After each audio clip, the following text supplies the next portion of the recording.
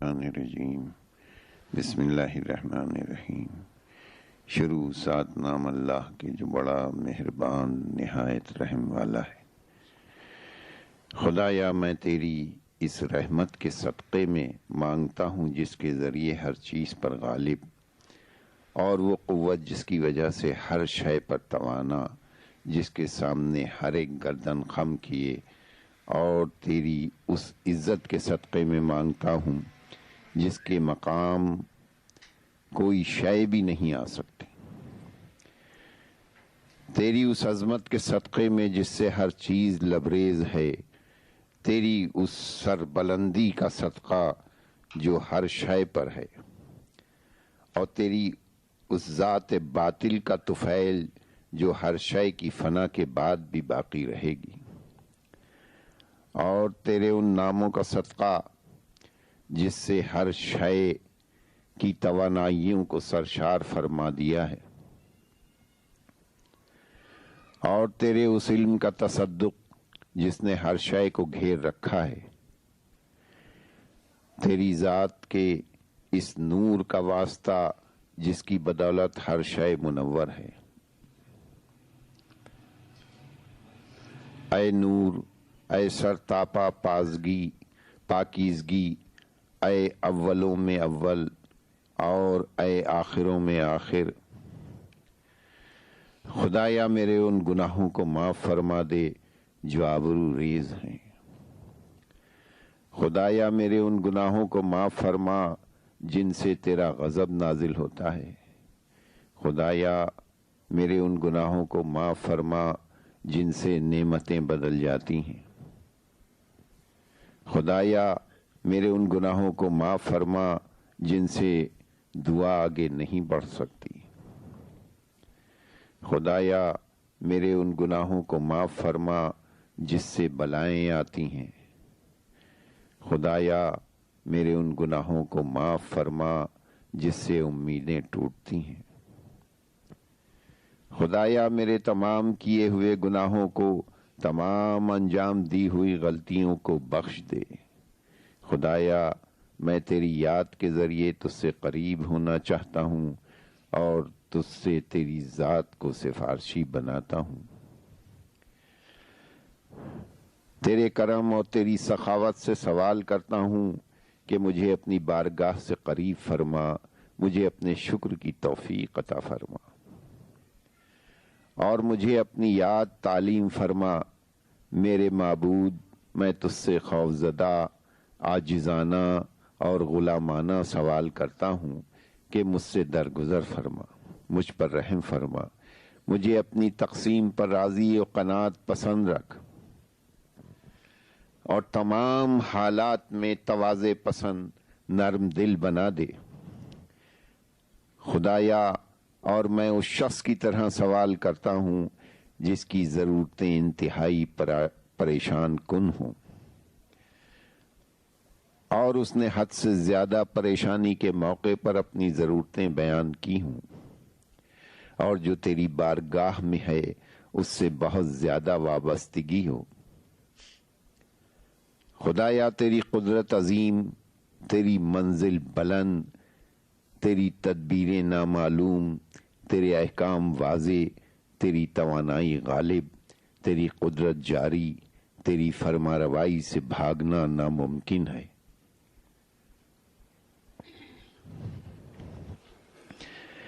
بار لہا مجھے میرے گناہوں کا بخشنے والا کوئی نظر نہیں آتا، میری برائیوں کا کوئی پردہ پوش نہیں، اور نہ تیرے سوا کوئی ایسی ذات ہے کہ بدکاریوں کو خوش کرداریوں سے بدل لوں۔ تیرے سوا کوئی معبود نہیں، تو پاک ہے، تیری ہی حمد میں نے اپنے اوپر ظلم کیا، اپنی جہالت سے جرات کی، میں تیری گزشتہ نعمتوں اور ماضی کے احسانات یاد کرتا رہا ہوں۔ خدایا میرے مولا، کتنے عیب تو نے چھپائے، کتنی ہولناک بلائیں ہیں جنہیں تو نے دفع فرمایا، کتنی ٹھوکریں تھیں جن سے بچایا۔ کتنی ناگواریاں تو نے دور فرمائیں، کتنی ایسی عمدہ تعریفیں تھیں جن کا میں مستحق نہ تھا، مگر تو نے انہیں پھیلایا۔ خدایا میری بلائیں سنگین ہیں، بدحالی نے مجھ پر بڑے ستم ڈھائے ہیں، اعمال نے کوہتا دست اور میری زنجیروں نے بٹھا رکھا ہے۔ امیدوں کی وسعتوں نے میرے نفس کو قید کر رکھا ہے، دنیا نے اپنے فریبوں اور میرے دل نے اپنی خیانت و کاہلی سے دھوکہ دیا۔ لہٰذا اے میرے مولا، تیری قدرت کے صدقے میں سوال کرتا ہوں کہ تیری بارگاہ تک میری دعا کو میری بدعملی و بدکاری روک نہ سکے، اور مجھے ان پوشیدہ رازوں کی وجہ سے رسوا نہ فرما جس سے تو باخبر ہے، اور خلوتوں کی بدعمالیوں سے عذاب کرنے میں جلدی نہ فرما کہ میں نے غلطیاں کی، مسلسل زیادتیاں کرتا رہا، جہالت تھی، خواہشات کی زیادتی اور غفلت کی وجہ سے۔ یا اللہ میں اپنی عزت کے صدقے میں اپنی عزت کے صدقے میں میرے تمام حالات پر مجھ پر رحم فرما اور میرے تمام معاملات میں توجہ فرما۔ میرے معبود، اے میرے پروردگار، تیرے سوا میرا کون ہے جس سے میں اپنی زحمتوں کے دور کرنے اور معاملات میں نظر کرنے کی درخواست کروں۔ میرے معبود اور اے میرے مولا، تو نے میرے بارے میں حکم دیا مگر میں نے اپنی خواہشات نفس کا کہا مانا، اور میں نے اپنے دشمن کی فریب کاری کا خیال نہ کیا، لہذا اس دل نے میری خواہشوں کے ذریعے مجھے فریب دیا، اور قضا نے اس سلسلے میں اس کی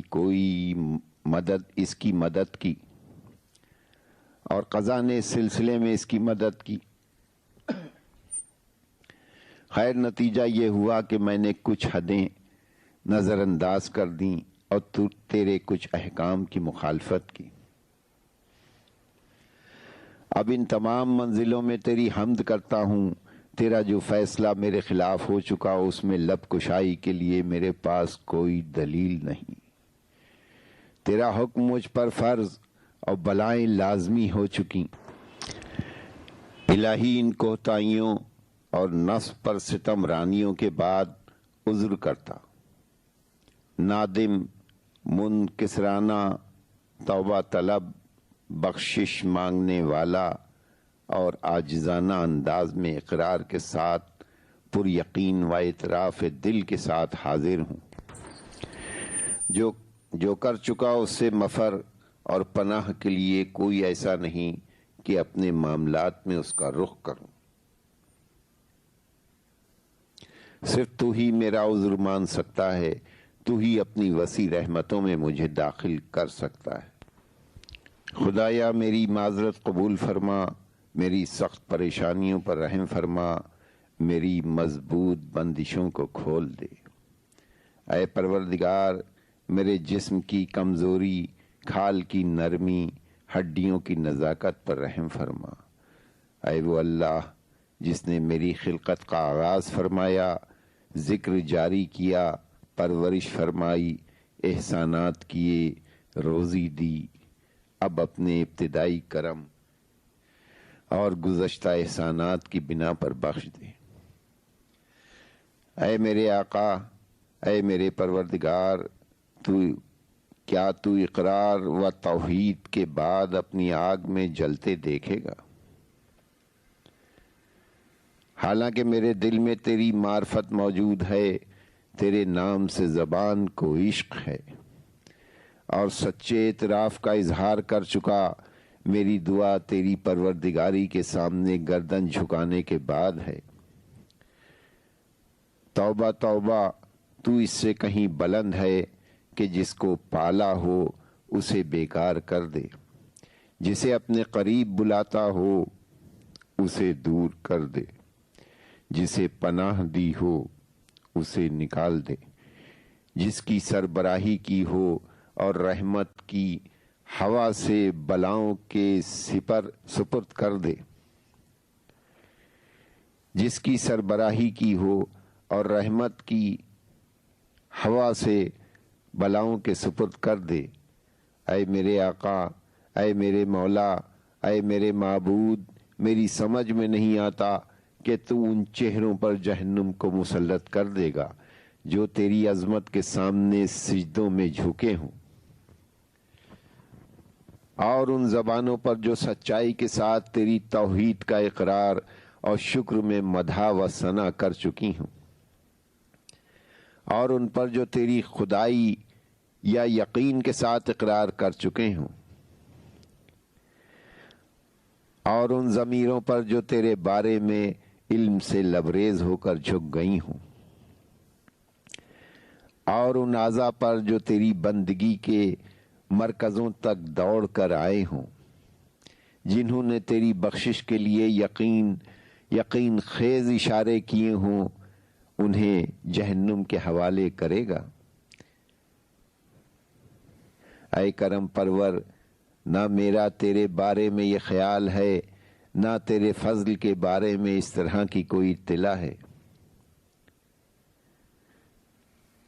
پروردگارا، تجھے خوب معلوم ہے کہ میں دنیا کی معمولی سے معمولی بلا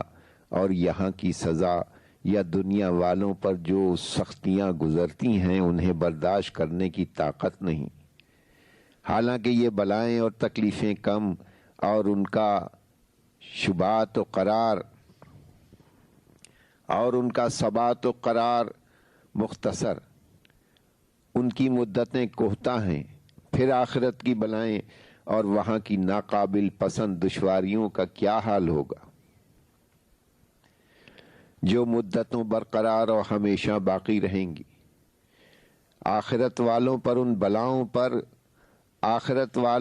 بلاؤں پر کوئی کمی نہ ہوگی، کیونکہ وہاں تو یہ باتیں تیرے غضب و انتقام کی وجہ سے ہوں گی، اور یہ ایسی وجہ ہے جس کے سامنے نہ آسمان ٹھہر سکتے ہیں نہ زمین۔ پھر میرے مولا میں کیا کروں، جبکہ میں تیرا کمزور و حقیر و عاجز و بیچارہ و ناکارہ بندہ ہوں۔ اے میرے اللہ، اے میرے پروردگار، اے میرے مولا اور اے میرے آقا، کس کس بات کی فریاد کروں، اور ان میں کس چیز پر روؤں پیٹوں تیرے سخت و سنگین عذاب پر،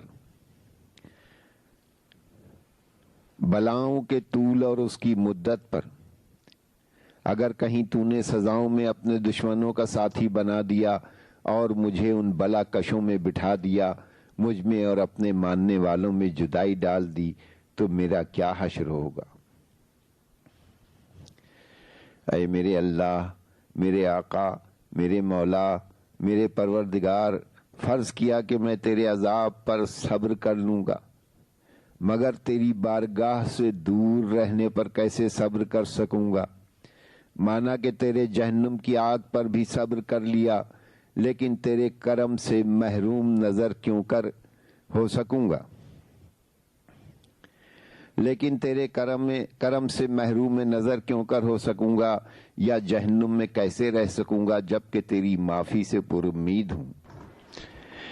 الہی تیری حمد و ثنا، تو پاک و بلند ہے۔ کیا یہ ملاحظہ فرمائے گا کہ اس عذاب میں تیرا ایک مسلمان بندہ پکار رہا ہو اور مخالفت کی وجہ سے جہنم میں قید ہو، وہاں کے عذاب کا مزہ اپنی گنہگاری کی وجہ سے چکھ رہا ہو، اس کے درجوں میں اپنے قصور و جرم کی وجہ سے مجوس ہو، اور وہیں تیری رحمت کے امیدواروں کی طرح چیخ رہا ہو، تیرے موحدوں کی زبان میں پکار رہا ہو، تیری پروردگاری کو وسیلہ بنا رہا ہو۔ اے مولا، اس کے بعد وہ شخص تیرے عذاب میں کیوں کر باقی رہے گا جسے اپنے گناہان گزشتہ کے بارے میں تیری بردباری سے امیدیں ہوں؟ یا کس طرح تیرا جہنم اس شخص کو دکھ دے گا جبکہ وہ تیرے فضل و کرم کا امیدوار ہو اور جہنم کے شعلے اسے کیوں کر جلا سکیں گے جبکہ تو اس کی آوازیں سن رہا ہو؟ اس کی منزل تو دیکھ رہا ہو۔ اس آدمی پر دوزخ کے شعلے کیسے چھا سکیں گے جس کی ناتوانی کا تجھے علم ہو؟ یا وہ جہنم میں کیسے بھن سکے گا جس کے سچ سے تو واقف ہے؟ یا اس کی لپیٹیں ایسے شخص کو کیوں کر سزا دے سکیں گی جو تجھے یا رب کہہ کے پکار رہا ہو؟ یہ کیسے ممکن ہے کہ وہ گناہگار تو جہنم سے آزاد ہونے کا تجھ سے متمنی ہو اور تو وہیں پڑا رہنے دے۔ توبہ توبہ تجھ سے یہ امید نہیں، نہ تیرے احسان کے بارے میں یہ بات کسی کو معلوم ہے، نہ تیری بخشش و کرم کی طرح کسی نے تیرے موحدوں سے برتاؤ کیا ہے۔ میں تو یقین قطعی رکھتا ہوں کہ اگر تو نے اپنے منکروں کے عذاب اور دشمنوں کو جادوانی طور پر جہنم میں رہنے کا فیصلہ نہ فرمایا ہوتا تو جہنم کی آگ کو سراسر خنکی و سلامتی بنا دیتا اور اس میں کوئی بھی منزل و قیام گاہ نہ ہوتی، لیکن تیرے نام پاکیزہ تو نے قسم کھائی ہے اس جہنم کو جن و انس کافروں سے پر کر دے گا اور اپنے دشمنوں کو وہاں ہمیشہ رکھے گا۔ تیری حمد و ثنا بلند ہے، تو نے شروع ہی میں فرما دیا اور انعام و عزت افزائی کے طور پر کرم کیا اور فرمایا، کیا مومن ویسا ہی ہو سکتا ہے جیسے فاسق؟ نہیں، دونوں برابر نہیں۔ اے میرے اللہ، میرے مولا، میرے آقا، میں تیری اس قدرت کے ذریعے سوال کرتا ہوں جس کا اثر یہ ہے کہ سارے عالم پر تیرا قبضہ اور تیرے ان فیصلوں کا سہارا لیتا ہوں جن کو حتمی اور محکم قرار دیا ہے، اور جس پر اسے جاری فرمایا اس پر قدرت حاصل فرمائی۔ معبود، مجھے اسی رات اسی گھڑی میرے تمام جرم جن کا مرتکب ہوا معاف فرما دے، ہر وہ گناہ جس کا گناہگار ہوں،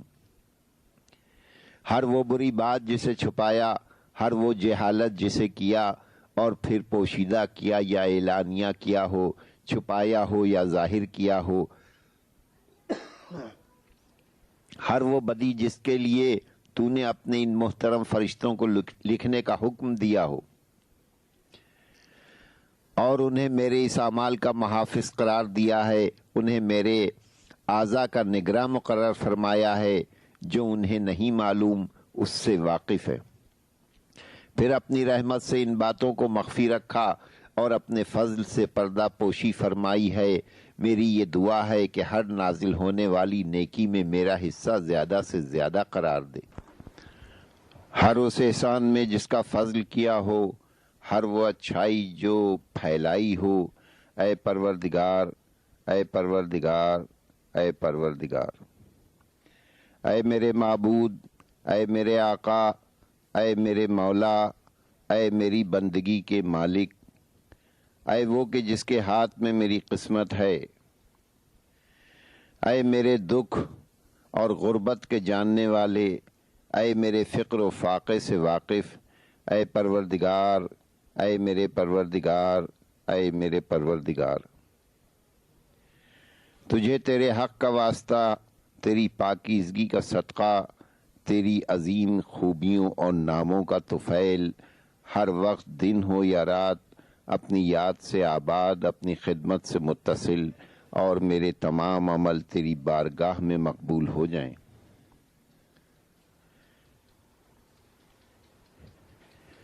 یہاں تک کہ میرے تمام عمل و افعال سب کے سب ایک انداز کے ہوں اور میری حالت تیری خدمت میں جادوانی ہو جائے۔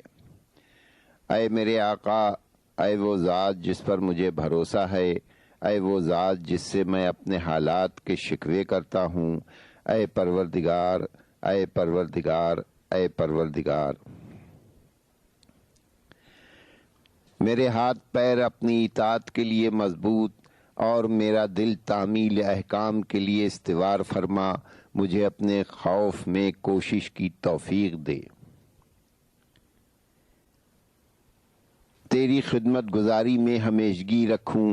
تاکہ سچے مومنوں کے میدانوں میں تیری بارگاہ تک دوڑ سکوں اور آمد و رفت رکھ سکوں، تیری قربت میں رہنے والے سے محبت کروں، تیرے پرخلوص بندوں کی طرح تجھ سے نزدیک رہوں، یقین رکھنے والوں کے خوف کی طرح تجھ سے ڈروں، تیرے مومنوں کے ساتھ تیرے حضور میں جمع ہو جاؤں، بار الہا جو مجھ سے دشمنی کرے اس کی دشمنی الٹ دے، جو میرے خلاف کاوش کرے اسے ناکام کر دے، مجھے اپنے بندوں میں اپنے نزدیک سب سے بڑا خوش نصیب قرار دے، ان میں سب سے زیادہ اپنی بارگاہ میں قریب جگہ دے، ان میں سب سے زیادہ خصوصی درجہ انعام رکھنے والا قرار دے، کیونکہ یہ بات تیرے احسان کے بغیر نہیں ملتی۔ مجھ پر اپنے فضل سے کرم کر، اپنی بزرگی سے میری طرف توجہ فرما، اپنی رحمت سے میری حفاظت فرما، میری زبان کو اپنی یاد کا فریضہ اور میرے دل کو اپنی محبت کا شیدا بنا دے، اپنی بہترین قبولیت سے مجھے سرفراز فرما، میری لغزشوں کو معاف کر، کیونکہ تو نے اپنے بندوں کے لیے اپنی عبادت کا پابند اور اپنی دعا کا محکوم بنا کر ان سے قبولیت کا وعدہ فرمایا ہے۔ اے پروردگار، میں نے اپنا رخ تیری طرف کر دیا ہے، اور اے پروردگار میں نے اپنے ہاتھ تیری طرف پھیلا دیے ہیں، تو رحم فرما، مجھے اپنی عزت کا صدقہ میری دعا قبول فرما، میری تمناؤں تک مجھے پہنچا دے، اپنے فضل سے میری آرزو ختم نہ کر، مجھے دشمنان جن و انس کے شر سے بچا،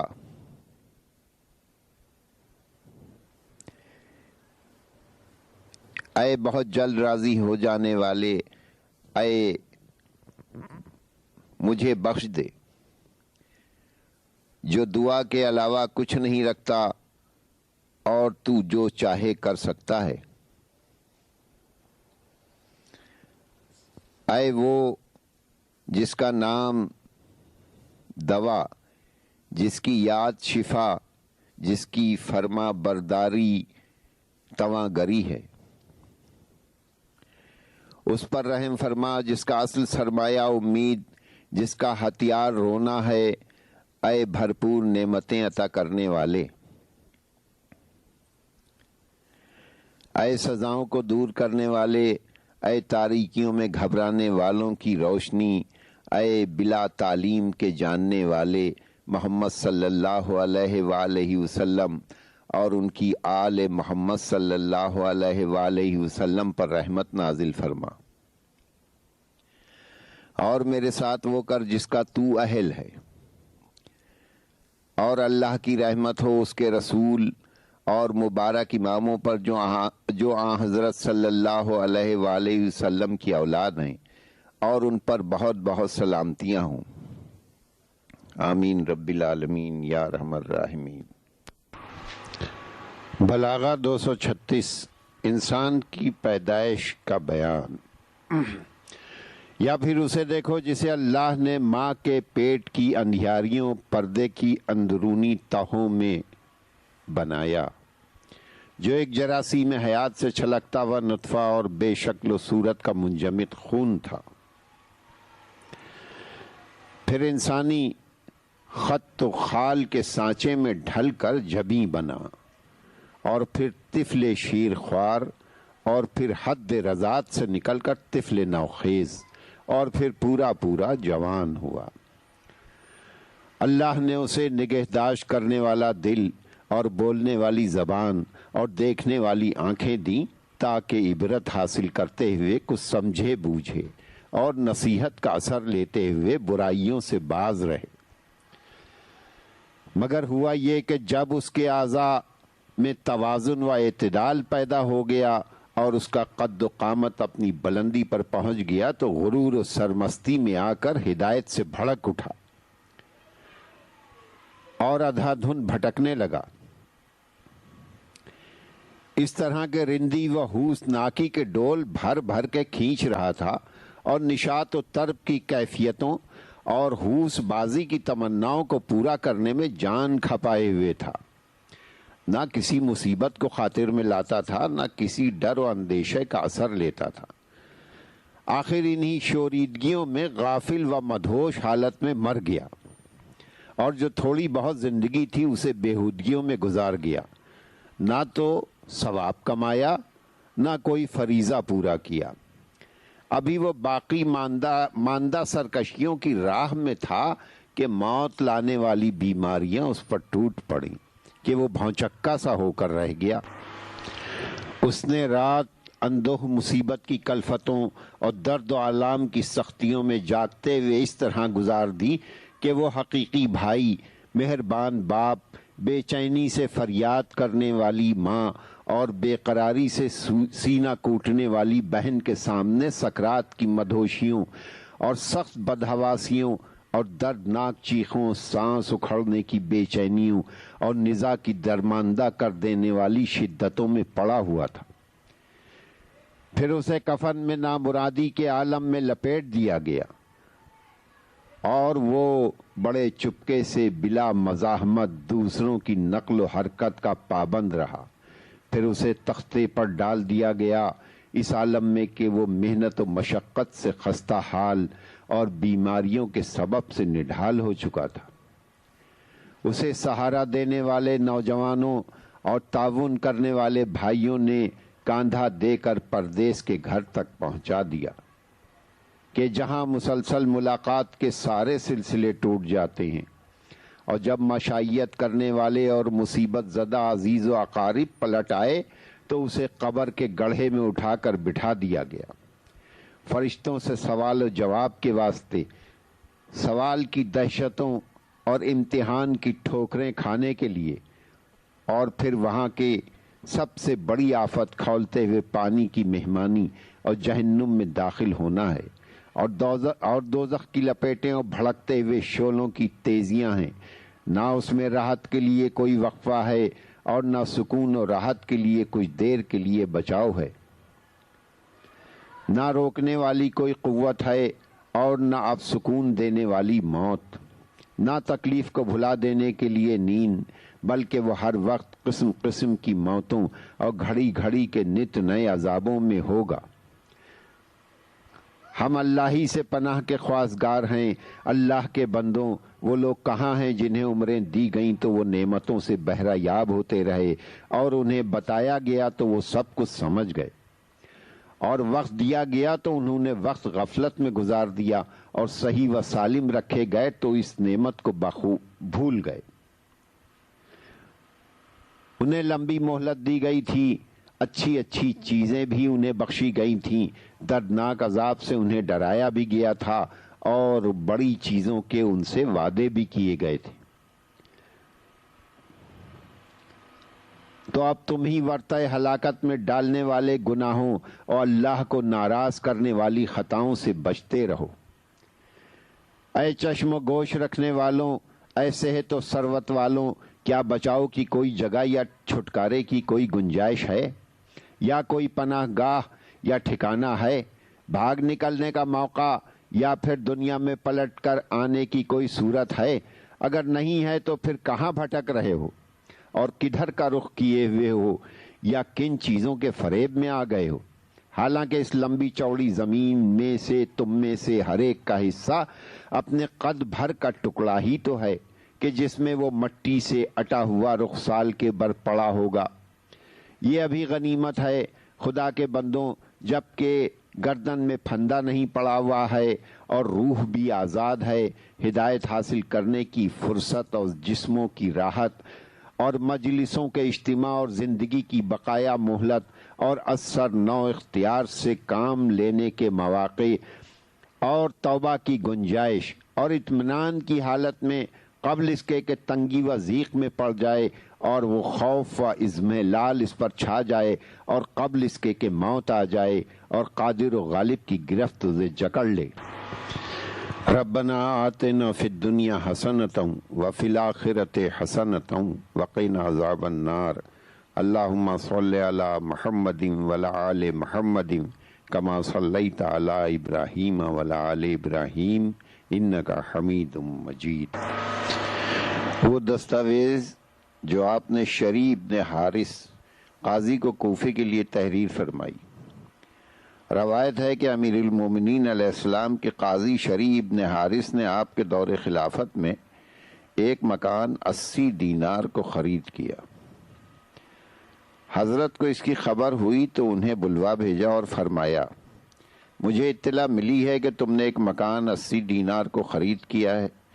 اور دستاویز بھی تحریر کی ہے اور اس پر گواہوں کی گواہی بھی ڈلوائی ہے۔ شریح نے کہا کہ جی ہاں یا امیر المومنین، ایسا ہوا تو ہے۔ راوی کہتا ہے اس پر حضرت نے انہیں غصے کی نظر سے دیکھا اور فرمایا،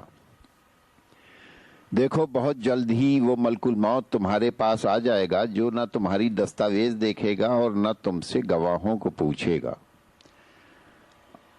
اور وہ تمہارا بوریا بستر بندھوا کر یہاں سے نکال باہر کرے گا اور قبر میں اکیلا چھوڑ دے گا۔ اے شریح، دیکھو ایسا تو نہیں ہے کہ تم نے اس گھر کو دوسرے کے مال سے خریدا ہو یا حرام کی کمائی سے قیمت ادا کی ہو۔ اگر ایسا ہوا تو سمجھ لو کہ تم نے دنیا بھی کھوئی اور آخرت بھی۔ دیکھو اس کی خریداری کے وقت تم میرے پاس آئے ہوتے تو میں اس وقت تمہارے لیے ایک ایسی دستاویز لکھ دیتا کہ تم 1 درہم بلکہ اس سے کم کو بھی اس کے خریدنے کو تیار نہ ہوتے۔ وہ دستاویز یہ وہ ہے جو ایک ذلیل بندے نے ایک ایسے بندے سے کہ جو سفر آخرت کے لیے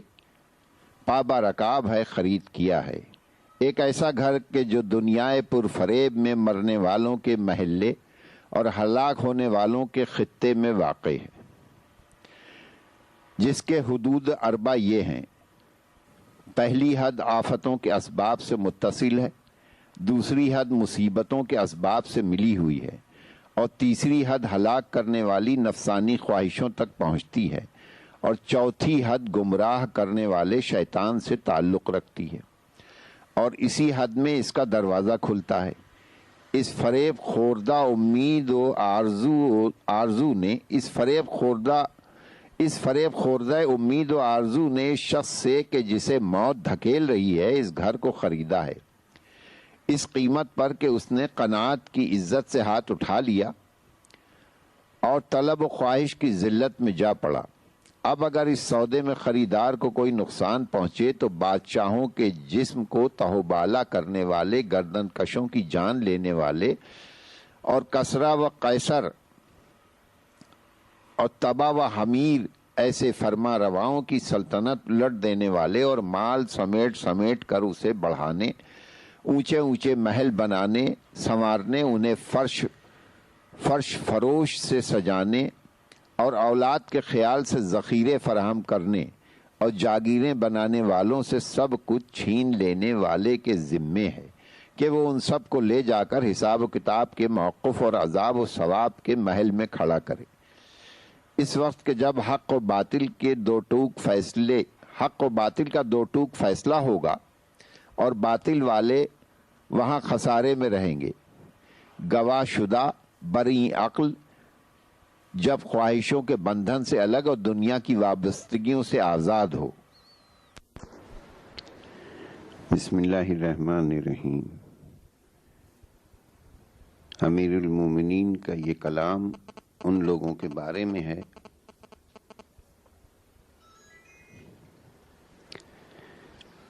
جو امت کے فیصلے چکانے کے لیے مسند قضا پر بیٹھ جاتے ہیں، یعنی بظاہر عالم اور باباطن جاہل، جنہیں نہ کلام خدا سے کچھ غرض ہوتی ہے اور نہ احادیث ائمہ پر عمل پیرا ہوتے ہیں، جنہیں دوسرے الفاظ میں بدعت ساز کہا جاتا ہے، حالانکہ وہ اس کے اہل نہیں ہوتے۔ تمام لوگوں میں سب سے زیادہ خدا کے نزدیک مقبوض یعنی غضب کیا ہوا وہ شخص ہے اور وہ اشخاص ہیں. نمبر 1 وہ ہے جسے اللہ نے اس کے نفس کے حوالے کر دیا ہو، یعنی اس کی بدعمالیوں کی وجہ سے اپنی توفیق سلب کر لی.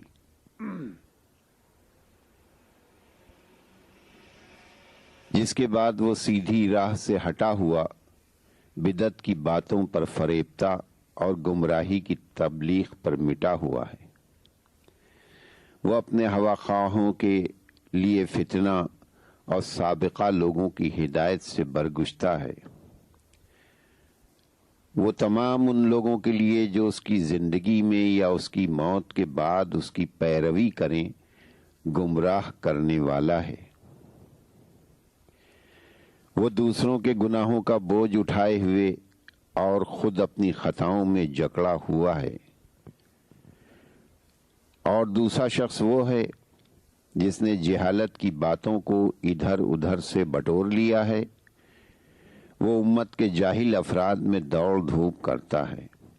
اور فتنوں کی تاریکیوں میں غافل و مدہوش پڑا رہتا ہے اور امن و آتشی کے فائدوں سے آنکھ بند کر لیتا ہے. چند انسانی شکل و صورت سے ملتے جلتے ہوئے لوگوں نے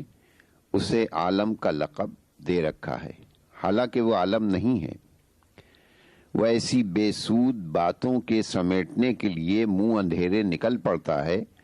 جن کا نہ ہونا ہونے سے بہتر ہے. یہاں تک کہ جب وہ اس گندے پانی سے سیراب ہو لیتا ہے اور لا یعنی باتوں کو جمع کر لیتا ہے تو لوگوں میں قاضی بن کر بیٹھ جاتا ہے اور دوسروں پر مشتبہ رہنے والے مسائل کے حل کرنے کا ذمہ لے لیتا ہے. اگر کوئی الجھا ہوا مسئلہ اس کے سامنے پیش ہوتا ہے تو اپنی رائے سے اس کے لیے بھرتی کی فرسودہ دلیلیں مہیا کر لیتا ہے اور پھر اس پر یقین بھی کر لیتا ہے. اس طرح وہ شبہات کے الجھاؤ میں پھنسا ہوا ہے. جس طرح مکڑی خود ہی اپنے جالے کے اندر، وہ خود یہ نہیں جانتا کہ اس نے صحیح حکم دیا ہے یا غلط. اگر صحیح بات بھی کہی ہو تو اسے یہ اندیشہ ہوتا ہے کہ کہیں غلط نہ ہو، اور غلط جواب ہو تو اسے یہ توقع رہتی ہے کہ شاید یہی صحیح ہو. وہ جہالتوں میں بھٹکنے والا جاہل اور اپنی نظر کے دھندلا پن کے ساتھ تاریکیوں میں بھٹکنے والی سواریوں پر سوار ہے. نہ اس نے حقیقت علم کو پرکھا، نہ اس کی تہ تک پہنچا. وہ روایات کو اس طرح درہم برہم کرتا ہے جس طرح ہوا سوکھے ہوئے تنکوں کو. خدا کی قسم وہ ان مسائل کے حل کرنے کا اہل نہیں جو اس سے پوچھے جاتے ہیں، اور نہ اس منصب کے قابل ہے جو اسے سپرد کیا گیا ہے. جس چیز کو وہ نہیں جانتا اس چیز کو وہ کوئی قابل اعتنا علم ہی نہیں قرار دیتا، اور جہاں تک وہ پہنچ سکتا ہے اس کے آگے یہ سمجھتا ہی نہیں کہ کوئی دوسرا پہنچ سکتا ہے. اور جو بات اس کی سمجھ میں نہیں آتی اسے پی جاتا ہے، کیونکہ وہ اپنی جہالت کو خود جانتا ہے. ناحق بہائے ہوئے خون اس کے ناروا فیصلوں کی وجہ سے چیخ رہے ہیں، اور غیر مستحق افراد کو پہنچی ہوئی میراثیں چلا رہی ہیں. اللہ ہی سے شکوہ ہے ان لوگوں کا جو جہالت میں جیتے ہیں اور گمراہی میں مر جاتے ہیں. ان میں قرآن سے زیادہ کوئی بے قیمت چیز نہیں، جبکہ اسے اس طرح پیش کیا جائے جیسا پیش کرنے کا حق ہے، اور اس قرآن سے زیادہ ان میں کوئی مقبول و قیمتی چیز نہیں اس وقت جبکہ اس کی آیتوں کا بے محل استعمال کیا جائے. ان کے نزدیک نیکی سے زیادہ کوئی برائی اور برائی سے زیادہ کوئی نیکی نہیں. امیر المومنین نے 2 قسم کے لوگوں کو اللہ کے نزدیک مقبوض اور بدترین خلائق قرار دیا ہے. ایک وہ جو دوسرے سے اصول عقائد ہی میں گمراہ ہیں اور گمراہی کی نشر و اشاعت میں لگے رہتے ہیں۔ دوسرے وہ جو قرآن و سنت کو پس پش ڈال کر اپنے قیاس و رائے سے احکام گڑھ لیتے ہیں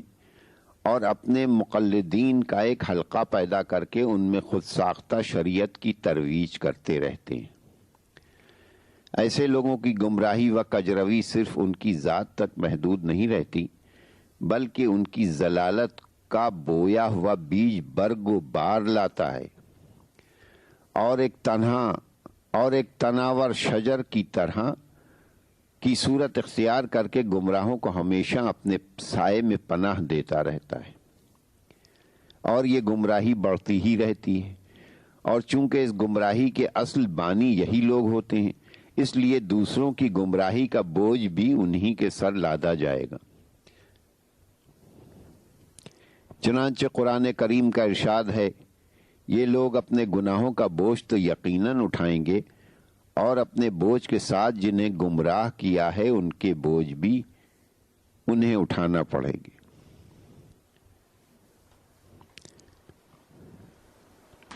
خطبہ نمبر 17 صفحہ 130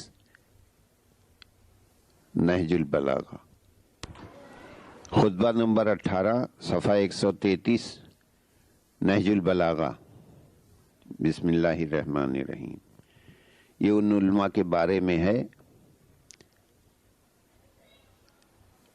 جو اپنے فتووں میں مختلف آراء ہوتے ہیں۔ فرمایا، فتاوی میں علماء کے مختلف آراء ہونے کی مذمت میں جب ان میں سے کسی ایک کے سامنے کوئی معاملہ فیصلے کے لیے پیش ہوتا ہے تو وہ اپنی رائے سے اس کا حکم لگا دیتا ہے۔ پھر وہی مسئلہ بینہ دوسرے عالم کے سامنے پیش ہوتا ہے تو وہ اس پہلے کے حکم کے خلاف حکم دیتا ہے۔ پھر یہ تمام کے تمام قاضی اپنے اس خلیفہ کے پاس جمع ہوتے ہیں جس نے انہیں قاضی بنا رکھا ہے، تو وہ سب کی رائیوں کو صحیح قرار دیتا ہے، حالانکہ ان کا اللہ ایک، نبی ایک اور کتاب ایک ہے۔ انہیں غور تو کرنا چاہیے، کیا اللہ نے انہیں اختلاف کا حکم دیا تھا اور یہ اختلاف کر کے اس کا حکم بجا لاتے ہیں، یا اس نے تو حقیقتاً اختلاف سے منع کیا ہے اور یہ اختلاف کر کے عمدن اس کی نافرمانی کرنا چاہتے ہیں، یا یہ کہ اللہ نے دین کو ادھورا چھوڑ دیا تھا اور ان سے تکمیل کے لیے ہاتھ بٹانے کا خواہش مند ہوا تھا، یا یہ کہ اللہ کے شریک تھے کہ انہیں اس کے احکام میں دخل دینے کا حق ہو اور اس پر لازم ہو کہ وہ اس پر رضامند رہے، یا یہ کہ اللہ نے تو دین کو مکمل اتارا تھا مگر اس کے رسول نے اس کے پہنچانے اور ادا کرنے میں کوتاہی کی تھی۔ اللہ نے قرآن میں تو یہ فرمایا ہے کہ ہم نے کتاب میں کسی چیز کے بیان کرنے میں کوتاہی نہیں کی، اور اس میں ہر چیز کا واضح بیان ہے، اور یہ بھی کہا ہے کہ قرآن کے بعض حصے بعض حصوں کی تصدیق کرتے ہیں اور اس میں کوئی اختلاف نہیں۔ چنانچہ اللہ کا یہ ارشاد ہے کہ اگر یہ قرآن اللہ کے علاوہ کسی اور کا بھیجا ہوا ہوتا تو تم اس میں کافی اختلاف پاتے، اور یہ کہ اس کا ظاہر خوشنما اور باطن گہرا ہے، نہ اس کے عجائبات مٹنے والے ہیں اور نہ اس کے لطائف ختم ہونے والے ہیں۔ ظلمت جہالت کا پردہ اسی سے چاک کیا جاتا ہے۔ یہ مسئلہ محل نزاع ہے کہ جس چیز پر شرع کی روح سے کوئی قطعی دلیل قائم نہ ہو، آیا واقع میں اس کا کوئی حکم ہوتا بھی ہے یا نہیں۔ ابو الحسن اشعری اور ان کے استاد ابو علی جبائی کا مسلک یہ ہے کہ اللہ نے اس کے لیے کوئی حکم تجویز ہی نہیں کیا، بلکہ ایسے موارد میں تشریع و حکم کا اختیار مجتہدین کو سونپ دیا ہے کہ وہ اپنی ثوابیت سے جسے حرام ٹھہرا لیں اسے واقعی حرام قرار دے دیا جائے گا، اور جسے حلال کرنے اسے واقعی حلال سمجھ لیا جائے گا۔ اور اگر کوئی کچھ کہے اور کوئی کچھ تو پھر جتنی ان کی رائے ہوں گی اتنے احکام بنتے چلے جائیں گے، اور ان میں سے ہر ایک کا نقطہ نگاہ حکم واقعی کا ترجمان ہوگا۔ مثلا اگر ایک مجتہد کی رائے یہ ٹھہری کہ نبیذ حرام ہے، اور دوسرے مجتہد کی رائے یہ ہوئی کہ نبیذ حلال ہے، تو وہ واقع میں حلال بھی ہوگی اور حرام بھی، یعنی جو اسے حرام سمجھے اس کے لیے پینا ناجائز ہے، اور جو حلال سمجھ کر پیے اس کے لیے پینا جائز ہے۔ چنانچہ شہرستانی اس تصویب کے متعلق تحریر کرتے ہیں: اصولین کا ایک گروہ اس کا قائل ہے کہ جن مسائل میں اجتہاد کیا جاتا ہے ان کے لیے جواز و عدم جواز و حلال و حرام کے اعتبار سے کوئی طے شدہ حکم نہیں ہوتا، بلکہ جو مجتہد کی رائے ہوتی ہے وہی خدا کا حکم ہوتا ہے، کیونکہ حکم کا قرار پانا ہی اس پر موقوف ہے کہ وہ کسی مجتہد کے نظریے سے طے ہو۔ اگر یہ چیز نہ ہوگی تو حکم بھی ثابت نہ ہوگا، اور اس مسلک کی بنا پر ہر مجتہد اپنی رائے میں درست ہوگا۔ اس صورت میں مجتہد کو خطا سے اس لیے محفوظ سمجھا جاتا ہے کہ خطا تو وہاں مقصود ہوا کرتی ہے جہاں کوئی قدم واقع کے خلاف اٹھے، اور جہاں کوئی واقعہ ہی نہ ہو وہاں خطا کے کیا معنی۔ اس کے علاوہ اس صورت میں بھی مجتہد سے خطا کا امکان نہ ہوگا کہ جب یہ نظریہ قائم کر لیا جائے کہ مجتہدین کی آئندہ جتنی رائے ہونے والی تھیں اللہ نے ان سے باخبر ہونے کی بنا پر پہلے ہی سے اتنے احکام بنا رکھے ہیں کہ جس کی وجہ سے ہر رائے حکم واقعی کے مطابق ہی پڑتی ہے، یا یہ کہ اس نے یہ التزام کر رکھا ہے کہ مجتہدین کی رائےوں کو ان طے شدہ احکام سے باہر نہ ہونے دے گا، یا یہ کہ بر سبیل اتفاق ان میں سے ہر ایک کی رائے ان احکام میں سے کسی ایک نہ ایک حکم سے باہر صورت موافقت کرے گی۔ لیکن فرقہ امامیہ کا نظریہ یہ ہے کہ اللہ نے نہ کسی کو شریعت سازی کا حق دیا ہے اور نہ کسی چیز کے حکم کو مجتہد کی رائے کے تابع۔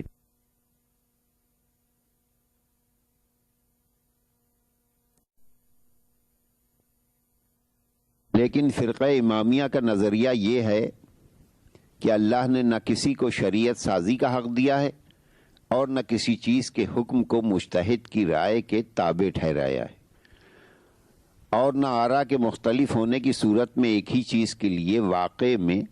متعدد احکامات بنائے ہیں۔ البتہ جب مجتہد کی حکم واقعی تک رسائی نہیں ہونے پاتی تو تلاش و تفصیص کے بعد جو نظریہ اس کا قرار پاتا ہے اس پر عمل پیرا ہونا اس کے لیے اور اس کے مقلدین کے لیے کفایت کر جاتا ہے، لیکن اس کی حیثیت صرف حکم ظاہری کی ہوتی ہے جو حکم واقعی کا بدل ہے، اور ایسی صورت میں حکم واقعی کے چھوٹ جانے پر وہ معذور قرار پا جاتا ہے، کیونکہ اس نے اس دریائے ناپیدا کنار میں غوطہ لگانے اور اس کی تہ تک پہنچنے میں کوئی کوشش اٹھا نہیں رکھی، مگر اس پر کیا اختیار کہ در شاہوار کے بجائے خالی صدف ہی اس کے ہاتھ لگے۔ لیکن وہ یہ نہیں کہتا کہ دیکھنے والے اسے موتی سمجھیں اور موتی کے بھاؤ بکے۔ یہ دوسری بات ہے کہ کوششوں کا پرکھنے والا اس کی بھی آدھی قیمت لگا دے تاکہ نہ اس کی محنت اکارت جائے اور نہ اس کی ہمت ٹوٹنے پائے۔ اگر اس تصویب کے اصول کو مان لیا جائے تو پھر ہر فتوے کو درست اور ہر قول کو صحیح ماننا پڑے گا، جیسا کہ میبزی کے فواتح میں لکھا ہے: جب متضاد نظریے مختلف فتوے تک صحیح تسلیم کیے جاتے ہیں تو حیرت ہے کہ بعض نمایاں افراد کے اقدامات کو خطا اجتہادی سے کیوں تعبیر کیا جاتا ہے۔ جبکہ مجتہد کے لیے خطا کا تصور ہی نہیں ہو سکتا۔ اگر عقیدہ تصویب صحیح ہے تو امیر شام اور امیر المومنین کے اقدامات درست ماننا پڑیں گے، اور اگر ان کے اقدامات غلط سمجھے جاتے ہیں تو تسلیم کیجئے کہ اجتہاد ٹھوکر بھی کھا سکتا ہے، اور تصویب کا عقیدہ غلط ہے، اور یہ اپنے مقام پر طے ہوتا رہے گا کہ ام المومنین کے اجتہاد میں انوشیت تو سد راہ نہیں ہوتی، یا امیر شام کا یہ اجتہاد تھا یا کچھ اور۔ بہرحال یہ تصویب کا عقیدہ خطاؤں کو چھپانے اور غلطیوں پر حکم الہی کی نقاب ڈالنے کے لیے ایجاد کیا گیا تھا، تاکہ نہ مقصد براریوں میں روک پیدا ہو اور نہ منمانی کارروائیوں کے خلاف کوئی زبان کھول سکے۔ امیر المومنین نے اس خطبے میں ایسے ہی لوگوں کا ذکر کیا ہے جو اللہ کی راہ سے کٹ کر اور وحی الہی کی روشنی سے آنکھیں بند کر کے قیاس و رائے کے اندھیروں میں ٹامک ٹوئیں مارتے رہتے ہیں، اور دین کو افکار و آرا کی آماجگاہ بنا کر نت نئے فتوے دیتے رہتے ہیں، اور اپنے جی سے احکام گڑھ کر اختلافات کے شاخسانے چھوڑتے رہتے ہیں، اور پھر تصویب کی بنا پر تمام مختلف و متضاد احکام کو اللہ کی طرف سے سمجھ لیتے ہیں۔ گویا ان کا ہر حکم وحی الہی کا ترجمان ہے کہ نہ ان کا کوئی حکم غلط ہو سکتا ہے اور نہ کسی موقع پر وہ ٹھوکر کھا سکتے ہیں۔ چنانچہ حضرت اس مسلک کے رو میں فرماتے ہیں کہ جب اللہ ایک، کتاب ایک اور رسول ایک ہے تو پھر دین بھی ایک ہی ہونا چاہیے، اور جب دین ایک ہے تو ایک ہی چیز کے لیے مختلف اور متضاد احکام کیوں کر ہو سکتے ہیں؟ کیونکہ حکم میں تضاد اس صورت میں ہوا کرتا ہے کہ جب حکم دینے والا پہلا حکم بھول چکا ہو، یا اس پر غفلت یا مدہوشی طاری ہو گئی ہو، یا جان بوجھ کر ان بھول بھلائیوں میں رکھنا چاہتا ہو، اور اللہ و رسول ان چیزوں سے بلند تر ہیں، لہذا اس اختلاف کو ان کی طرف منسوب نہیں کیا جا سکتا، بلکہ یہ اختلافات ان لوگوں کے خیالات و آرا کا نتیجہ ہیں کہ جنہوں نے قیاس آرائیوں سے دین کے نقوش کو مسخہ کرنے کا تہیہ کر لیا تھا۔ اللہ نے یا تو ان اختلافات سے منع کیا ہوگا یا اختلاف پیدا کرنے کا حکم دیا ہوگا۔ اگر حکم دیا ہے تو وہ کہاں اور کس مقام پر ہے، اور ممانعت کو سننا چاہو تو قرآن کہتا ہے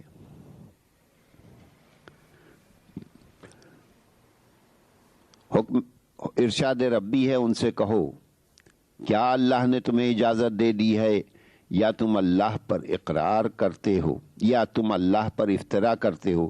یعنی ہر وہ چیز جو حکم خدا نہ ہو وہ افترا ہے، اور افترا ممنوع و حرام ہے، اور افترا پردازوں کے لیے عقبہ میں نہ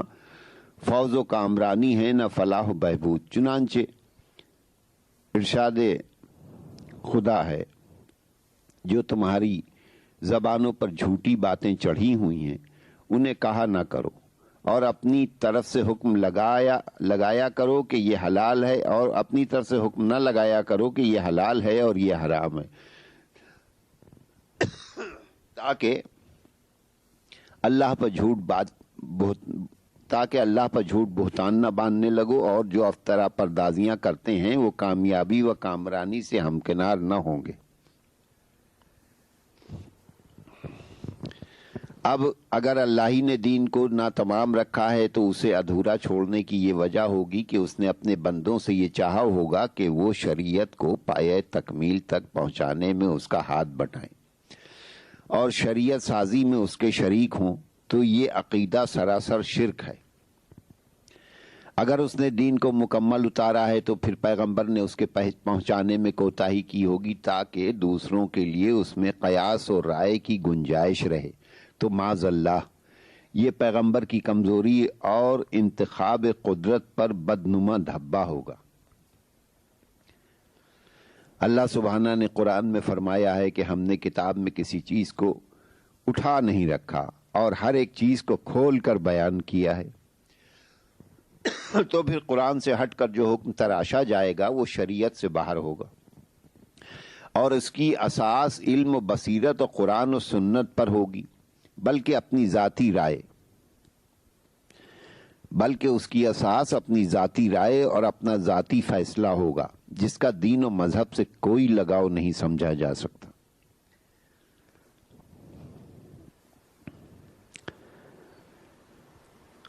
قرآن دین کا منبع و ماخذ اور احکام شریعت کا سرچشمہ ہے۔ اگر احکام شریعت مختلف اور جدا جدا ہوتے تو پھر اس میں بھی اختلاف ہونا چاہیے تھا، اور اس میں اختلاف ہوتا تو یہ اللہ کا کلام نہ رہتا، اور جب یہ اللہ کا کلام ہے تو پھر شریعت کے احکام مختلف ہو ہی نہیں سکتے کہ تمام مختلف اور متضاد نظریوں کو صحیح سمجھ لیا جائے اور قیاسی فتووں کو اس کا حکم قرار دے دیا جائے۔ صفحہ نمبر 220، خطبہ نمبر 74، نہج البلاغہ۔ خدا اس شخص پر رحم کرے جس نے حکمت کا کوئی کلمہ سنا تو اسے گرہ میں باندھ لیا، ہدایت کی طرف اسے بلایا گیا تو دوڑ کر قریب ہوا، صحیح راہبر کا دامن تھام کر نجات پائی، اللہ کو ہر وقت نظروں میں رکھا اور گناہوں سے خوف کھایا، عمل بے ریا پیش کیا، نیک کام کیے، ثواب کا ذخیرہ جمع کیا، بری باتوں سے اجتناب برتا، صحیح مقصد کو پا لیا، اپنا اجر سمیٹ لیا، خواہشوں کا مقابلہ کیا، امیدوں کو جھٹلایا، صبر کو نجات کی سواری بنا لیا، موت کے لیے تقوی کا ساز و سامان کیا، روشن راہ پر سوار ہوا، حق کی شاہراہ پر قدم جمائے، زندگی کی مہلت کو غنیمت جانا، موت کی طرف قدم بڑھائے اور عمل کا زاد ساتھ لیا۔ صفحہ نمبر 221، خطبہ نمبر 76، نہج البلاغہ۔ امیر المومنین کے دعائیہ کلمات۔ اے اللہ، تو ان چیزوں کو بخش دے جنہیں تو مجھ سے زیادہ جانتا ہے، اگر میں گناہ کی طرف پلٹوں تو اپنی مغفرت کے ساتھ پلٹ، بار الہا جس عمل خیر کے بجا لانے کا میں نے اپنے آپ سے وعدہ کیا تھا مگر تو نے اسے پورا ہوتے ہوئے نہ پایا، اسے بھی بخش دے۔ میرے اللہ، زبان سے نکلے ہوئے وہ کلمے جن سے تیرا تقرب چاہا تھا مگر دل ان سے ہم نوا نہ ہو سکا، ان سے بھی درگزر فرما۔ پروردگار، تو آنکھوں کے طنزیہ اشاروں اور ناشائستہ کلموں اور دل کی بری خواہشوں اور زبان کی ہرزہ سرائیوں کو معاف فرما دے۔ صفحہ نمبر 222، خطبہ نمبر 77، نہج البلاغہ۔ جب آپ نے جنگ خوارج کے لیے نکلنے کا ارادہ کیا تو ایک شخص جو کہ اپنے آپ کو نجومی کہتا تھا نے کہا کہ یا امیر المومنین، اگر آپ اس وقت نکلے تو علم نجوم کی روح سے مجھے اندیشہ ہے کہ آپ اپنے مقصد میں کامیاب و کامران نہیں ہو سکیں گے، جس پر آپ نے فرمایا، کیا تیرا یہ خیال ہے کہ تم اس گھڑی کا پتہ دیتے ہو کہ اگر کوئی اس میں نکلے تو اس کے لیے کوئی برائی نہ ہوگی، اور اس لمحے سے خبردار کرتے ہو کہ اگر کوئی اس میں نکلے تو اسے نقصان درپیش ہوگا۔ تو جس نے اسے صحیح سمجھا اس نے قرآن کو جھٹلایا اور مقصد کے پانے اور مصیبت کے دور کرنے میں اللہ کی مدد سے بے نیاز ہو گیا۔ تم اپنی ان باتوں سے یہ چاہتے ہو کہ جو تمہارے کہے پر عمل کرے وہ اللہ کو چھوڑ کر تمہارے گن گائے، اس لیے کہ تم نے اپنے خیال میں اس ساتھ کا پتہ دیا کہ جو اس کے لیے فائدے کا سبب اور نقصان سے بچاؤ کا ذریعہ بنی۔ پھر آپ لوگوں کی طرف متوجہ ہوئے اور فرمایا، اے لوگوں، نجوم کے سیکھنے سے پرہیز کرو، مگر اتنا کہ جس سے خشکی اور تری میں راستے معلوم کر سکو، اس لیے کہ نجوم کا سیکھنا کہانت اور غیب گوئی کی طرف لے جاتا ہے، اور منجم حکم میں مثل کاہن کے ہے، اور کاہن مثل ساحر کے ہے، اور ساحر مثل کافر کے ہے، اور کافر کا ٹھکانہ جہنم ہے۔ بس اللہ کا نام لے کر چل کھڑے ہو۔ بسم اللہ الرحمن الرحیم۔ روایت کی گئی ہے حضرت فاطمہ زہرا علیہ السلام سے کہ فرمایا، ان معصومہ نے تشریف لائے میرے یہاں میرے پدر بزرگوار رسول خدا صلی اللہ علیہ وآلہ وسلم بعض دنوں میں، اور فرمایا، مجھ سے میرا سلام ہو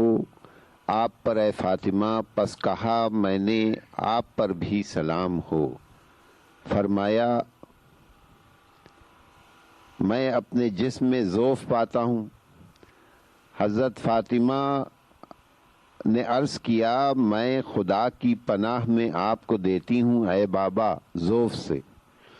حضرت نے فرمایا، اے فاطمہ، میرے لیے چادر یمانی لے آؤ اور مجھے اڑھاؤ۔ فرمایا حضرت فاطمہ نے کہ میں چادر لائی اور میں نے حضرت صلی اللہ علیہ وآلہ وسلم کو اڑھا دی، اور میں حضرت کو دیکھ رہی تھی کہ یکا یک چہرہ حضرت کا نورانی اور روشن ہو کر چمکنے لگا، مثل بدر کامل کے۔ فرمایا حضرت فاطمہ علیہ السلام نے کہ پھر تھوڑی دیر گزری کہ میرا فرزند حسین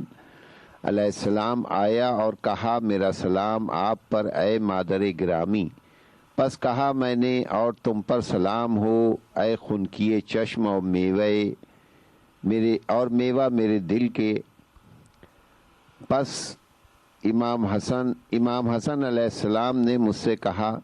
کہ اماں جان، میں سونگ رہا ہوں آپ کے پاس ایسی خوشبو گویا کہ وہ خوشبو میرے نانا رسول اللہ صلی اللہ علیہ وآلہ وسلم کی ہے۔ فرمایا حضرت فاطمہ زہرا صلوات اللہ علیہا نے کہ ہاں،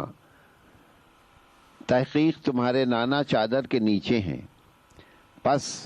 حسن علیہ السلام چادر کی طرف متوجہ ہوئے اور عرض کیا، سلام ہو آپ پر اے نانا جان میرے، اور اے خدا کے رسول، کیا آپ مجھے اجازت دیتے ہیں کہ داخل ہوں آپ کے ساتھ اس چادر میں؟ فرمایا رسول اللہ صلی اللہ علیہ وآلہ وسلم نے، اور تم پر سلام ہوئے میرے فرزند اور میرے حوض کے مالک حسن، میں تم کو اجازت دیتا ہوں۔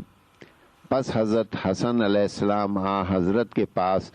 چادر میں داخل ہو گئے۔ اللہم صلی علی محمد وآل محمد۔ فرمایا حضرت فاطمہ علیہ السلام نے کہ تھوڑی دیر گزری تھی کہ میرا بیٹا حسین علیہ السلام آیا اور عرض کیا، سلام ہو آپ پر اے مادر گرامی۔ پس میں نے جواب دیا کہ تم پر بھی سلام ہو اے میرے بیٹے، اے خنکیے چشم اور میوہ دل میرے۔ بس عرض کیا امام حسین علیہ السلام نے، اے مادر گرامی، آپ کے پاس ایسی خوشبو سونگ رہا ہوں گویا وہ خوشبو میرے نانا رسول خدا صلی اللہ علیہ وآلہ وسلم کی ہے۔ پس میں نے جواب دیا، ہاں بیٹے، تمہارے نانا اور تمہارے بھائی دونوں چادر کے نیچے ہیں۔ پس حسین علیہ السلام چادر کے قریب گئے اور عرض کیا، سلام ہو آپ پر اے میرے نانا، اے وہ بزرگ جس کو خدا نے منتخب فرمایا ہے۔ کیا آپ مجھ کو اجازت دیتے ہیں کہ میں آپ دونوں کے پاس چادر میں داخل ہو جاؤں؟ فرمایا رسول خدا صلی اللہ علیہ وآلہ وسلم نے امام حسین علیہ السلام سے، اور تم پر بھی سلام ہو اے میرے فرزند اور میری امت کے شفاعت کرنے والے، میں تم کو اجازت دیتا ہوں۔ پس امام حسین علیہ السلام دونوں بزرگوں کے ساتھ چادر میں داخل ہو گئے۔ اللہم صلی علی محمد وآل محمد۔ فرمایا جناب فاطمہ علیہ السلام نے پس تھوڑی دیر گزری تھی کہ حضرت ابوالحسن علی علیہ السلام تشریف لائے اور فرمایا سلام ہو آپ پر اے بیٹی رسول خدا کی۔ پس کہا حضرت فاطمہ نے کہ آپ پر سلام ہو اے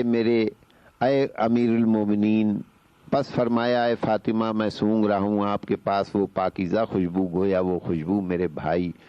اور ابن ام جناب رسول خدا صلی اللہ علیہ وآلہ وسلم کی ہے۔ میں نے کہا آپ آگاہ ہوں کہ وہ جناب ہمراہ آپ کے دونوں بیٹوں کے چادر کے نیچے ہیں۔ پس جناب علی متوجہ ہوئے چادر کی طرف، عرض کیا سلام ہو آپ پر اے خدا کے رسول، کیا آپ اجازت دیتے ہیں کہ میں بھی آپ کے ساتھ چادر میں حاضر ہوں؟ فرمایا رسول خدا نے اور آپ پر بھی سلام ہو اے میرے بھائی، اے میرے وسیع اور اے میرے خلیفہ اور اے میرے جھنڈے کے مالک، میں نے آپ کو اجازت دی ہے۔ پس جناب امیر علیہ السلام ان کے ساتھ چادر میں داخل ہوئے۔ اللہم صلی علی محمد وآل محمد۔ پھر میں متوجہ ہوئی چادر کے پاس اور عرض کی سلام ہو اے میرے باپ خدا کے رسول، کیا مجھے اجازت ہے کہ میں آپ کے پاس چادر میں داخل ہو جاؤں؟ فرمایا رسول خدا صلی اللہ علیہ وآلہ وسلم نے اور تم پر بھی سلام ہو اے میری بیٹی اور میرے پارے تن، میں اجازت دیتا ہوں تم کو۔ پس حضرت فاطمہ فرماتی ہیں کہ میں داخل ہو گئی چادر میں۔ اللہم صلی علی محمد وآل محمد۔ کہا حضرت فاطمہ علیہ السلام نے پس جب جمع ہو گئے کسائے چادر کے نیچے، تب میرے پدر بزرگوار صلی اللہ علیہ وآلہ وسلم نے کسا کے دونوں سروں کو پکڑا اور اپنے مبارک داہنے ہاتھ سے جانب آسمان اشارہ کیا اور فرمایا خدایا بے شک یہ لوگ میرے اہل بیت، میرے خاص اور میرے حامی ہیں، ان کا گوشت میرا گوشت اور ان کا خون میرا خون ہے۔ جو چیز ان کو دردناک کرتی ہے وہ مجھ کو دردناک کرتی ہے، اور جو چیز ان کو رنجیدہ و محزون کرتی ہے وہ مجھ کو رنجیدہ و محزون کرتی ہے۔ ہر اس شخص سے میری جنگ ہے جو ان سے برسر پیکار ہے، اور ہر اس شخص سے میری صلح ہے جس کی ان سے صلح ہے، اور میں ہر اس شخص کا دشمن ہوں جو ان سے دشمنی رکھے، اور دوست ہوں جو ان سے دوستی و محبت رکھے۔ اس میں شک نہیں کہ یہ لوگ مجھ سے ہیں اور میں ان سے ہوں۔ پس اے خدا اپنے درود و سلام اور اپنی برکتوں اور اپنی رحمت اور اپنی مغفرت و بخشش اور اپنی خوشنودی سب مجھ پر اور ان پر قرار دے، اور ان سے دور رکھ ہر قسم کی ظاہری و باطنی نجاست، اور ان کو پاک رکھ جو پاک رکھنے کا حق ہے۔ اللہم صلی علی محمد وآل محمد۔ پس فرمایا خدا عزوجل نے آگاہ ہو اے ملائکہ میرے اور رہنے والے میرے آسمانوں میں، قسم ہے مجھے اپنے عزت و جلال کی کہ نہیں پیدا کیا میں نے آسمانوں کو جو بلند و مستحکم کیا گیا ہے، اور نہ زمین کو جو بچھائی گئی ہے، اور نہ چمکتے ہوئے چاند کو، اور نہ روشن سورج کو، اور نہ فلک کو جو رواں ہے، اور نہ دریا کو جو جاری ہے، اور نہ کشتی کو جو رواں دواں ہے، مگر محبت میں ان پانچوں کے جو جمع ہیں چادر میں۔ اللہم صلی علی محمد وآل محمد۔ پس عرض کی جبرائیل علیہ السلام نے اے پروردگار وہ کون ہیں جو چادر میں جمع ہیں؟ پس فرمایا خدا عزوجل نے وہ اہل بیت نبوت اور معدن رسالت ہیں، وہ فاطمہ ہیں اور ان کے پدر ہیں اور ان کے شوہر اور دونوں بیٹے ہیں۔ پس عرض کی جبرائیل علیہ السلام نے اپنے پروردگار سے کیا مجھے اجازت ہے کہ میں زمین پر جا کر ان حضرات کے ساتھ چھٹا ہو جاؤں؟ پس فرمایا اللہ تعالیٰ نے کہ ہاں میں نے اجازت دی۔ پس نازل ہوئے جبرائیل علیہ السلام اور چادر کی طرف متوجہ ہوئے اور عرض کی سلام ہو آپ پر اے خدا کے رسول، سلام ہو آپ پر اے نگاہ قدرت میں انتخاب شدہ۔ تحقیق خدائے غالب و جلیل آپ کو سلام ارشاد فرماتا ہے اور خاص فرماتا ہے آپ کو تحیتہ اور اکرام کے ساتھ، اور فرماتا ہے آپ کو قسم ہے مجھے اپنے عزت و جلال کی، میں نے نہیں پیدا کیا آسمانوں کو جو بلند و مستحکم بنایا گیا ہے، اور نہ زمین جو بچھائی ہوئی ہے، اور نہ چمکتے ہوئے چاند کو، اور نہ روشن سورج کو، اور نہ فلک کو جو گردش کرتا ہے، اور نہ دریا کو جو جاری ہے، اور نہ کشتی کو جو رواں ہوتی ہے، مگر محبت کی وجہ سے آپ حضرات کے لیے، اور مجھ کو اجازت دی ہے کہ میں آپ کے پاس چادر میں داخل ہو جاؤں، کیا آپ مجھے اجازت دیتے ہیں اے خدا کے رسول؟ پس فرمایا رسول اللہ صلی اللہ علیہ وآلہ وسلم نے کہ تم پر بھی سلام ہو اے وحی الہی کے امین، میں تم کو اجازت دیتا ہوں۔ پس جبریل علیہ السلام ہمارے ساتھ چادر میں داخل ہو گئے۔ اللہم صلی علی محمد وآل محمد۔ جناب سیدہ فرماتی ہیں کہ پس کہا جبریل علیہ السلام نے کہ تحقیق اللہ تعالیٰ نے وحی کی ہے آپ حضرات کے لیے، فرماتا ہے سوائے اس کے نہیں کہ خدا نے ارادہ کر لیا ہے کہ دور رکھے آپ حضرات سے رزق کو، اور وہ پاک و پاکیزہ رکھے آپ کو اور اہل بیت کو، جیسا کہ حق ہے پاک رکھنے کا۔ پس عرض کیا جناب امیر علیہ السلام نے اے خدا کے رسول بیان فرمائیے مجھ سے اس امر کو جو ہم سب کے بیٹھنے سے اس چادر میں ہے، خدا کے نزدیک کیا فضیلت ہے؟ پس فرمایا رسول اللہ صلی اللہ علیہ وآلہ وسلم نے قسم ہے اس خدا کی جس نے مجھے مبعوث کیا نبی برحق اور منتخب فرمایا ہے رسالت کے لیے، خاص رازدار رسالت بنایا، نہیں ذکر کی جائے گی یہ حدیث ہماری کسی محفل میں اس زمین کی محفلوں میں سے، حالانکہ اس محفل میں ایک جماعت ہو شیعوں سے ہمارے اور دوستوں سے ہمارے، مگر یہ کہ ان پر نازل ہوگی خدا کی رحمت اور ملائکہ ان کو گھیر لیں گے اور ان کے لیے طلب مغفرت کریں گے یہاں تک کہ اہل محفل متفرق ہوں۔ پس اللہم صلی علی محمد وآل محمد۔ پس فرمایا جناب امیر علیہ السلام نے خدا کی قسم ہم کامیاب ہوئے اور اسی طرح ہمارے شیعہ کامیاب ہوئے اور رب کعبہ گواہ ہے۔ پس فرمایا رسول اللہ صلی اللہ علیہ وآلہ وسلم نے اے علی قسم ہے اس خدا کی جس نے مجھ کو مبعوث کیا ہے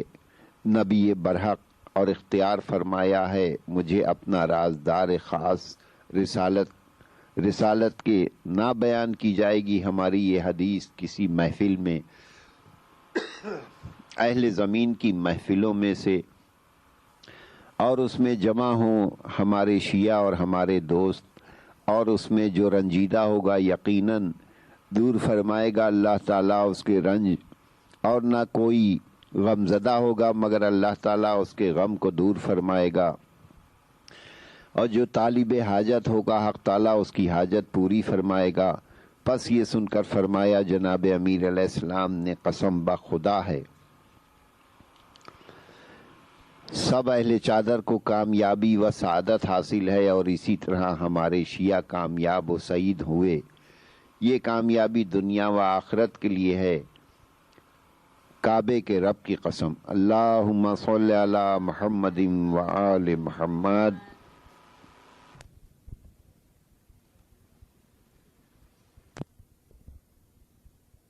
حضرت علی علیہ السلام کی یہ دعائے ذکر و مناجات ہے۔ کتاب صحیفہ الویہ صفحہ نمبر 91۔ شروع سات نام اللہ کے جو بڑا مہربان نہایت رحم والا ہے۔ اے مالک سخاوت و بلندی تیری ہی حمد و ثنا، تو صاحب برکت ہے جو چاہے عطا فرمائے جو چاہے روک دے۔ میرے معبود، میرے پیدا کرنے والے، میری پناہ پریشان حالی و خوشحالی میں تجھی سے مانگتا ہوں۔ الہی میرے گناہ بہت زیادہ اور بہت بڑے ہیں، تو کیا ہے تیری بخشش تو ان سے کہیں زیادہ بڑی اور عام ہے۔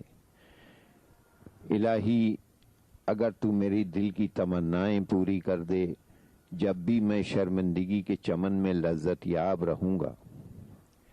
الہی تو میری حالت، میری احتیاج و تکالیف دیکھ رہا ہے، اور تو ہی میری آہستہ سرگوشی سن رہا ہے۔ الہی میری امیدیں نہ توڑ اور میرے دل کو ناکام نہ فرما، کیونکہ تیرے ہی کرم کی بخشش میری امید گاہ ہے۔ میرے معبود اگر مجھے ناکام فرمایا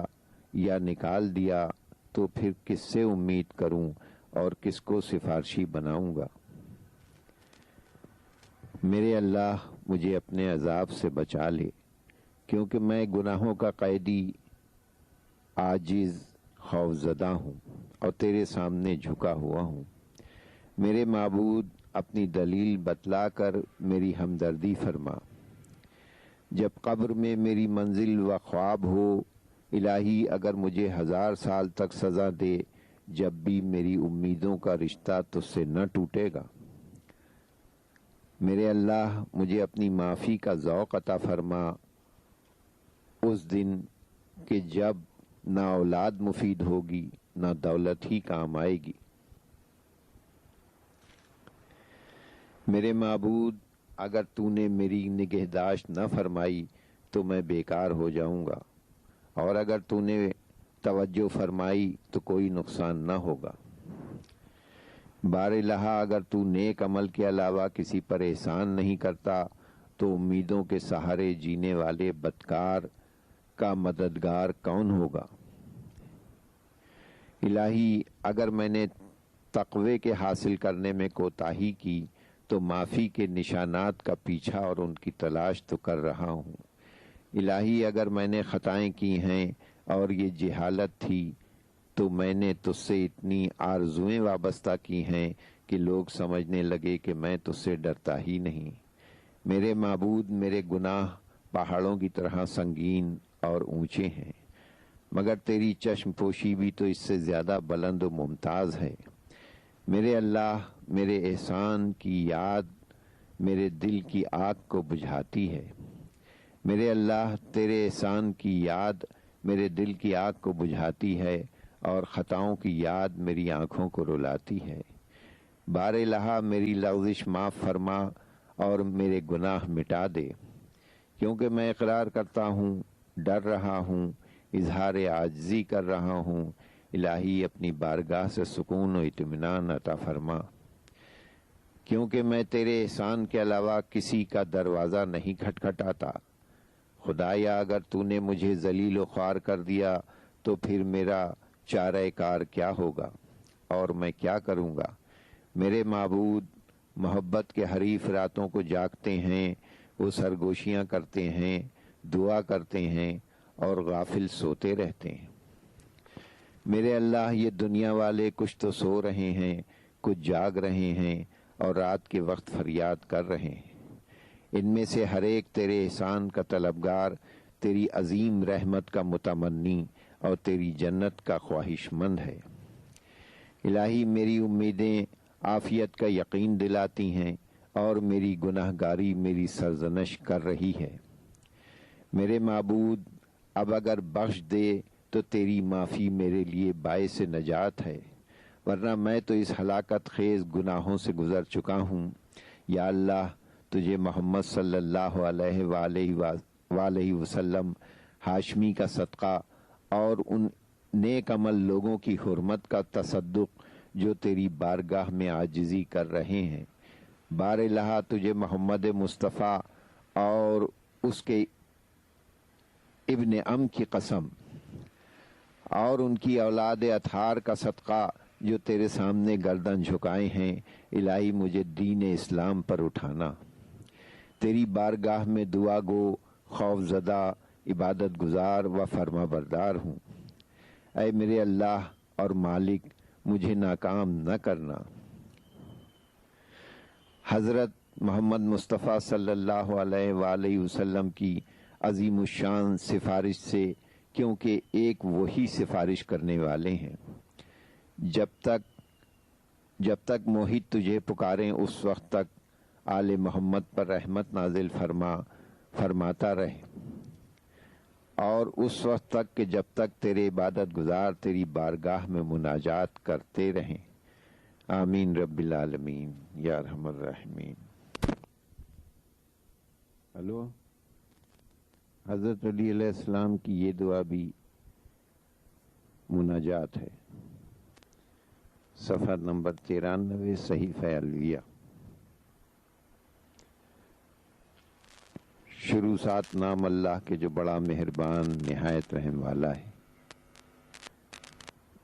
اے دعا سننے والے، اے آسمان بلند کرنے والے، اے دائمی حیات رکھنے والے، اے اس شخص کو عظیم الشان عطیے دینے والے جو ضرورت مند و محتاج ہو، اے غیب جاننے والے، اے عیب چھپانے والے، اے گناہ بخشوانے والے، اے زحمتوں کو دور کرنے والے، اس شخص سے جو دور افتادہ غم نصیب ہو،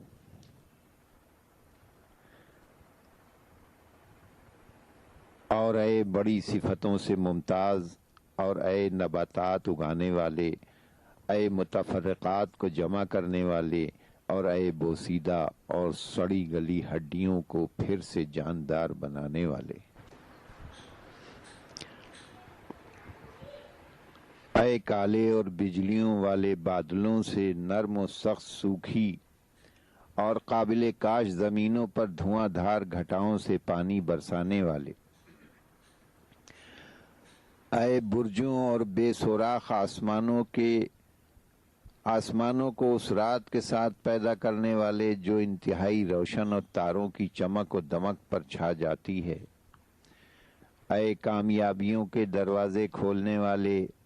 اے صبح و شام ایسی ہوائیں چلانے والے جو بادلوں کو لاتی ہیں، اے اپنی قدیم صفتوں سے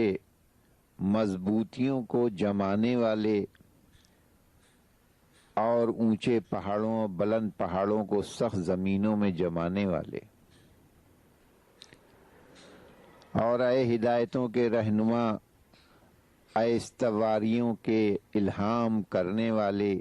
اے بندوں تک روزی پہنچانے والے، اے آبادیوں کو زندہ کرنے والے اور غموں کو دور کرنے والے، اور اے وہ ذات جس سے میں پناہ اور امان مانگتا ہوں، جس کا حکم نافذ اور اس سے مجھے بھاگنے کی مجال نہیں،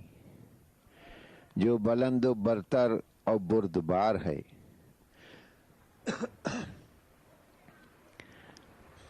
اور اے قیدیوں کو آزاد، ٹوٹے دلوں کو جوڑنے والے، محتاجوں کو غنی کرنے والے، بچوں کو غذا پہنچانے والے اور بیماروں کو شفا دینے والے، اور اے وہ معبود جس سے قوت طلب کی جاتی ہے، اے وہ کہ جس کے ذریعے ذلت و رسوائی، آفتوں و برائیوں سے بچا جاتا ہے، مجھے رنج و غم سے محفوظ فرما، ہر ایسے جن و انس سے بچا جو یاد قیامت فراموش کرا دے، جس سے دل کو دکھ پہنچیں اور نفس کی گمراہی و شر سے اور سنگسار در اندازہ ہوا شیطان سے محفوظ رکھ، اور سنگسار و راندہ ہوا شیطان سے محفوظ رکھ، اور اے روزی رسان خلق جس میں انسان بھی ہیں، مویشی بھی اور آشیانوں کے بچے بھی ہیں،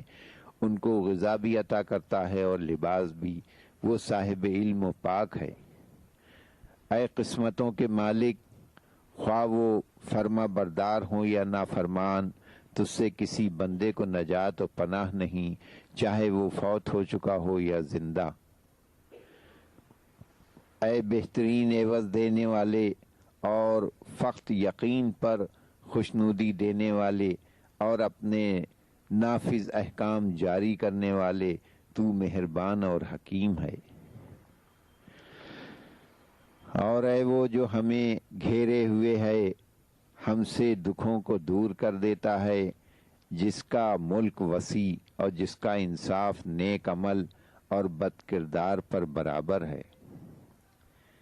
اے اشاروں سے واقف، اے لفظوں کو سننے والے، اے قسمتیں معین کرنے والے، اپنی محفوظ واقفیت و تقسیم کرنے والی عدالت سے، اے وہ جو سننے والا، جس کی مخلوق بے مثال،